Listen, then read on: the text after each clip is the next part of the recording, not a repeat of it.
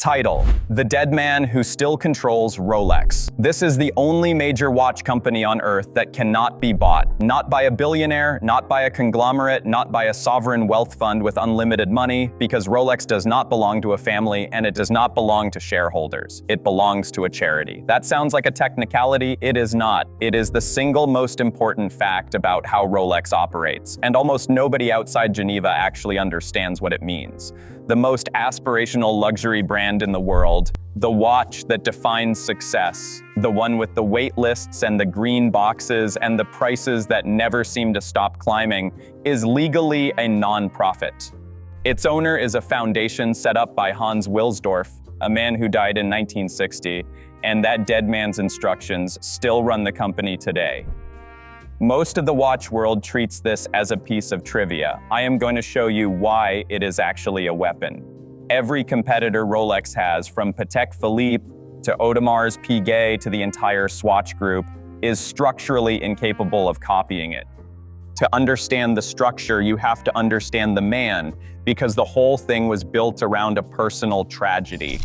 Hans Wilsdorf was not Swiss. He was born in Germany in 1881, and by the time he was 12, both of his parents were dead. He grew up an orphan, and that detail matters more than it sounds, because the central fear of his entire life was what happens to the things you build when the people are gone.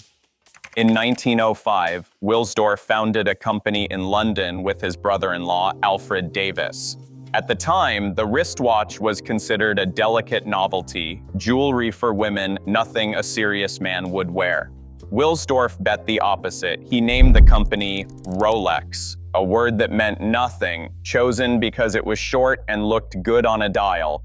And he spent decades proving the doubters wrong with waterproof cases, self-winding movements, and COSC chronometer-certified precision. By the time the company moved to Geneva in 1919, Rolex was becoming the standard. Then, in 1944, Wilsdorf's wife, Florence, died. They had no children. He was 63, an orphan turned widower, sitting on top of one of the most valuable watch companies on the planet with no heir. The same question that had haunted him since he was 12 came back one final time. What happens to this after I'm gone? His answer changed the entire industry.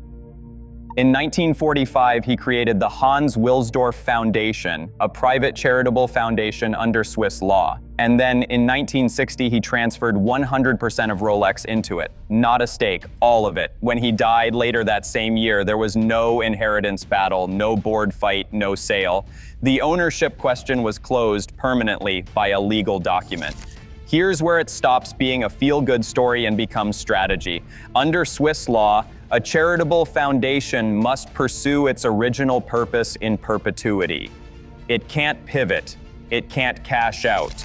The purpose Wilsdorf wrote was ruthless: protect the independence of Rolex, safeguard the brand, and reinvest the profits. So the foundation holds all of Rolex and legally cannot sell it. No outside investors, no shareholders, no stock, and no mechanism by which the company could ever be taken public or acquired.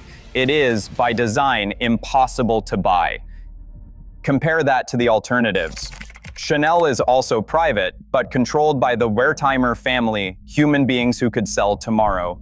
Patek Philippe is controlled by the Stern family, who could do the same. Audemars Piguet still answers to its founding families. At the other end of the spectrum, Omega sits inside the Swatch Group, a publicly traded corporation answerable to quarterly earnings. Richemont, the conglomerate behind Cartier and IWC, reports to shareholders every 6 months. Rolex removed even the possibility of family override. There is no human owner to make the call, just a mandate written by a dead man that the law requires the company to follow. Now layer on the second advantage. A public company has to open its books every quarter. Rolex doesn't have to tell anyone anything. Everything you've heard about its revenue is an outside estimate. Morgan Stanley puts it around 10 billion francs a year on over 1 million watches, with profits in the billions. But Rolex has never confirmed a number because it never has to. There's a financial edge too. Charitable foundations in Switzerland get tax treatment a normal corporation does not, and reporting has long noted this gives Rolex advantages its rivals can't access.